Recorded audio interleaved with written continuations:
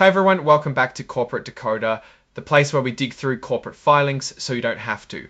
Today we are looking at a report that includes voting results and other corporate housekeeping matters. But don't worry, we'll make it interesting, or at least try to. We'll see who got elected, how much the company's accountants got paid, and whether the executives got a thumbs up for their compensation. All this and more, so stick around before we dive in. If you are interested in getting clear insights from corporate documents, make sure you're subscribed. We also have a Discord community linked in the description below.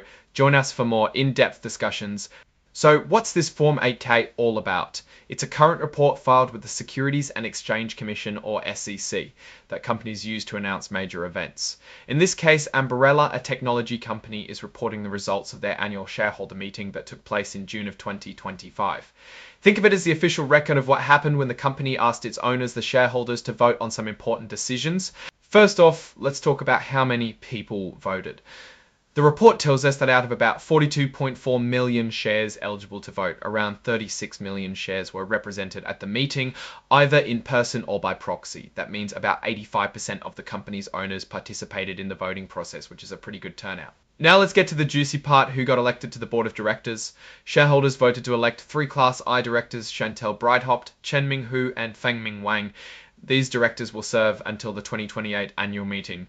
Seems like the shareholders have put their trust in these individuals to help guide the company's direction. Looking at the voting results, Chantal Breithaupt received roughly 29.2 million votes for her election, with about 49,000 votes withheld.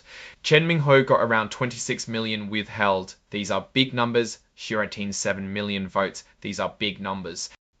It's worth noting that there were roughly 6.7 million broker non-votes for each of these director elections. What does this mean? Basically, these are shares held by brokers who didn't receive voting instructions from the beneficial owners of those shares. So while they were counted towards the quorum, they didn't actually vote for or against any of the nominees. Next up is the ratification, which is the approval of PricewaterhouseCoopers, also known as 2BOC, as the company's independent accounting firm for the fiscal year ending January 31, 2026. Think of this as shareholders giving their stamp of approval to the company's choice of auditors, the people who check the books and make sure everything is on the up and up.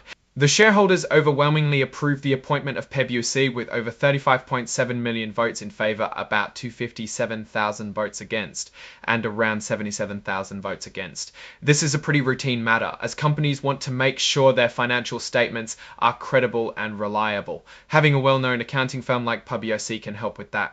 Finally, the shareholders had an advisory vote on the compensation of the company's top executives. This is a non-binding vote, meaning the company isn't required to act on the results, but it's still an important way for shareholders to express their views on how the executives are being paid. The idea is that if shareholders think the executives are being overpaid, they can send a message to the board of directors. In this case, the shareholders approved the executive compensation package, with over 27.3 million votes in favour, about 2 million votes against, and roughly 83,000 abstentions. But again, there were those 6.7 million broker non-votes that could have shifted the results had they been tasked. So what's the big picture here? AMBARELLA held its annual meeting. Shareholders showed up and voted on key issues like electing directors, ratifying the auditors, and weighing in on executive compensation.